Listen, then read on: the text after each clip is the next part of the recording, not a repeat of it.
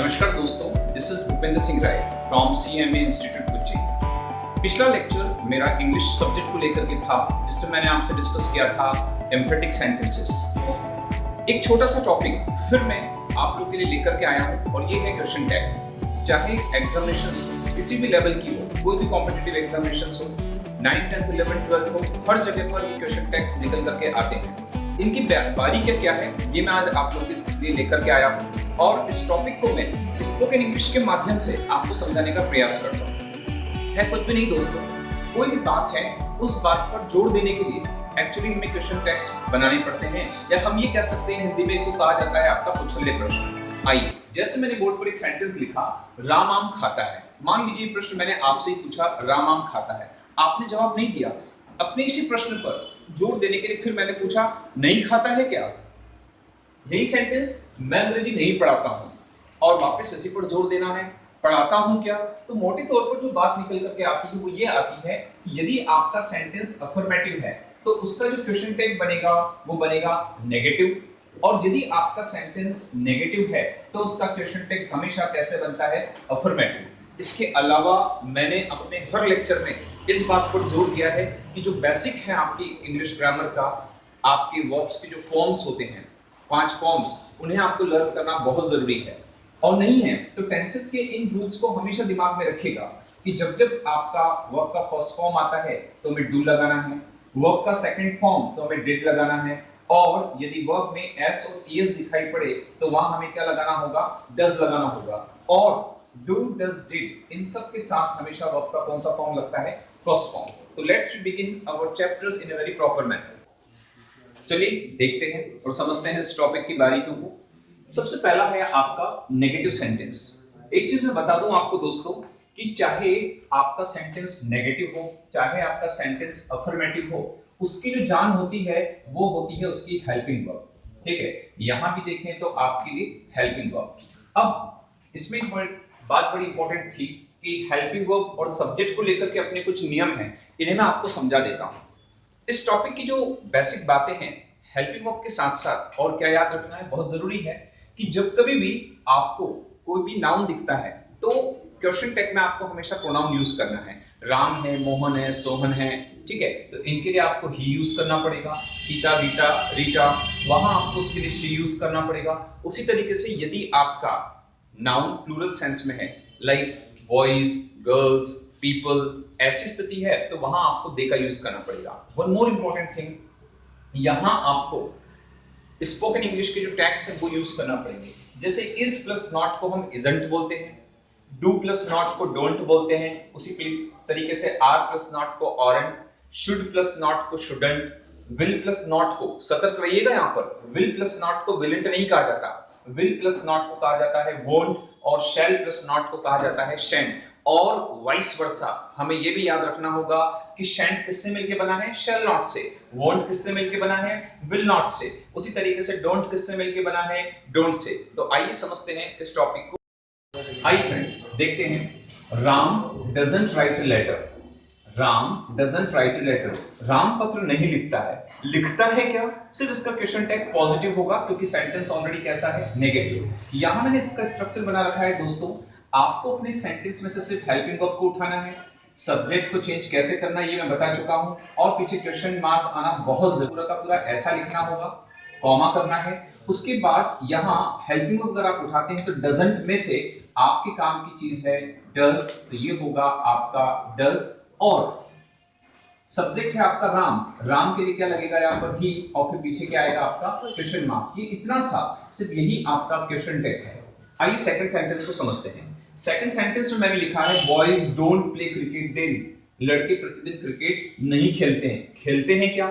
जब आप इसका क्वेश्चन टैग बनाएंगे तो वापस पूरा का पूरा सेंटेंस लिखना होगा, कॉमा लगाना होगा।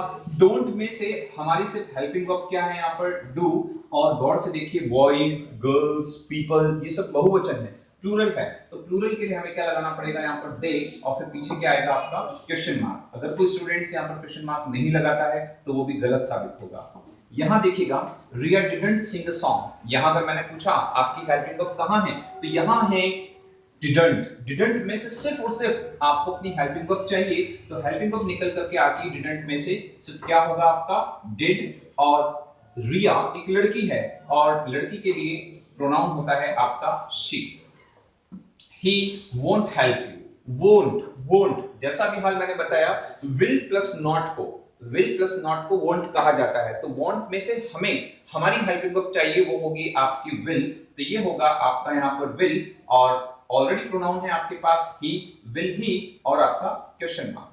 देखिए दोस्तों, हमेशा विद्या में विवाद स्वाभाविक है, जमाने से शास्त्रार्थ हुआ करते थे। यहां पर भी एक चीज मैं बताना चाहूंगा, आई एमंट हैप्पी विथ यू। जब कभी भी किसी कॉम्पिटिटिव एग्जामिनेशंस में या बोर्ड एग्जामिनेशंस में ये प्रश्न अगर आता है तो आप ये सोचते हैं कि एमंट में हमारी हेल्पिंग वर्ब्स होती हैं यहाँ पर एम। तो यहां मैं बताना चाहूंगा, यदि आपके सेंटेंस का सब्जेक्ट अगर आई है तो उसका क्वेश्चन टैग बनाने के लिए आप स्टूडेंट्स को चाहिएगा आर और लगाना पड़ेगा I. This will be your correct answer. तो keep in mind, don't get confuse, एमेंट कभी भी हो, आई के साथ एमेंट कभी भी हो तो वहां आपको क्वेश्चन टैग बनाने के लिए आपको आर का इस्तेमाल करना पड़ेगा। तो एमेंट का होगा are I.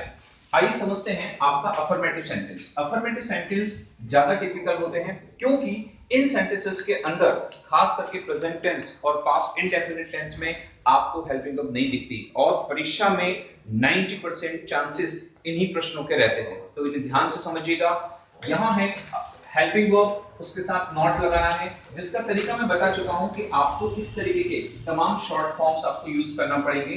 Don't, isn't, एमंट, aren't, haven't, hasn't, won't, couldn't etcetera. तो Bhagat Singh was a martyr, Bhagat Singh एक शहीद थे। यहां जब हम बात करते हैं तो मैंने आपको बताया हेल्पिंग वर्ब तो आपके पास है यहाँ पर वाज, लेकिन was प्लस नॉट को हम wasn't बोलेंगे तो ये होगा wasn't। और भगत सिंह के लिए हमें क्या लगाना पड़ेगा, प्रोनाउन ही। तो wasn't he और आपका क्वेश्चन मार्क।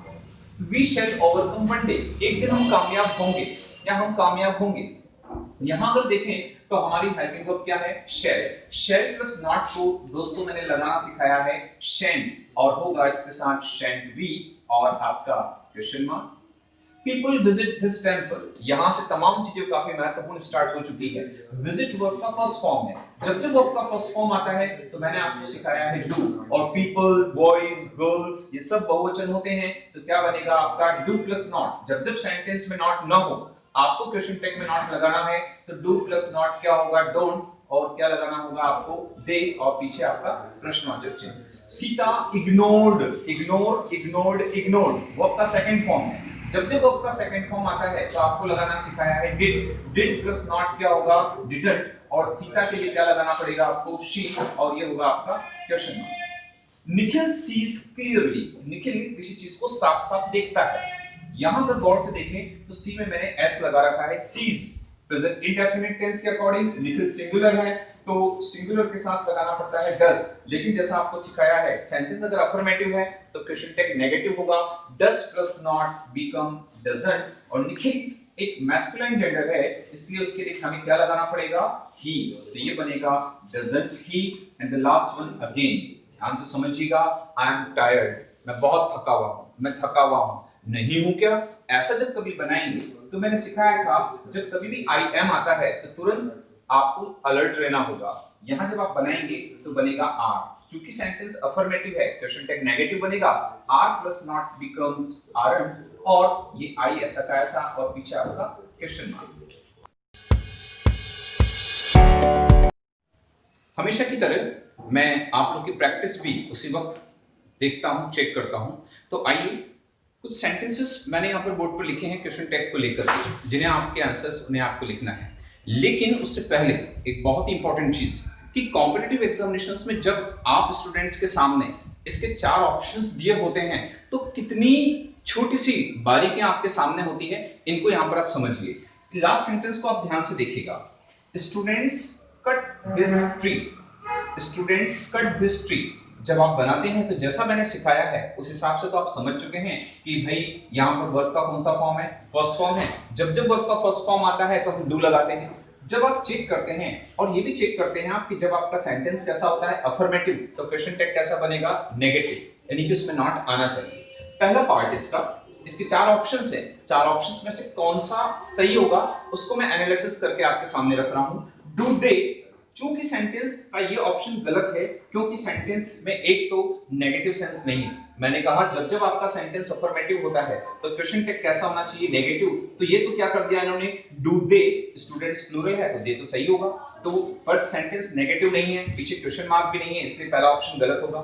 सेकंड रूल से देखिए, डोंट दे और क्वेश्चन मार्क, आप बड़े खुश होते हैं कि यहाँ पर आपको क्वेश्चन मार्क भी मिला, यहाँ पर ये भी मिला और सेंटेंस नेगेटिव भी हो गया। लेकिन मैंने आपको इस बात पर जोर दिया था कि जब जब आप नेगेटिव सेंस बनाएं तो इसमें स्पोकन इंग्लिश का टैग होना चाहिए। तो डू नॉट को एक्चुअली क्या होना चाहिए था, डोंट, वो नहीं है, इसलिए ये ऑप्शन भी गलत है।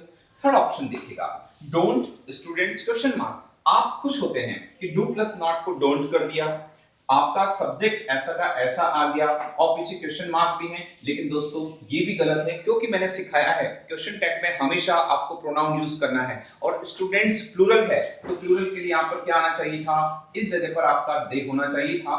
देखा जाए तो चौथा जो पार्ट है इसका ये एग्जैक्ट होगा, उसका correct answer do plus not don't. Students के लिए क्या लगेगा, प्रोनाउन दे और पीछे क्या आएगा आपका क्वेश्चन मार्क। अगर क्वेश्चन मार्क नहीं है तो भी आपका क्वेश्चन टैग गलत माना जाता है।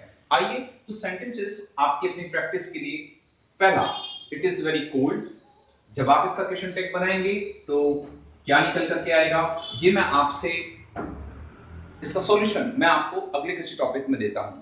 आई होप आपको ये टॉपिक बहुत अच्छा लगा होगा।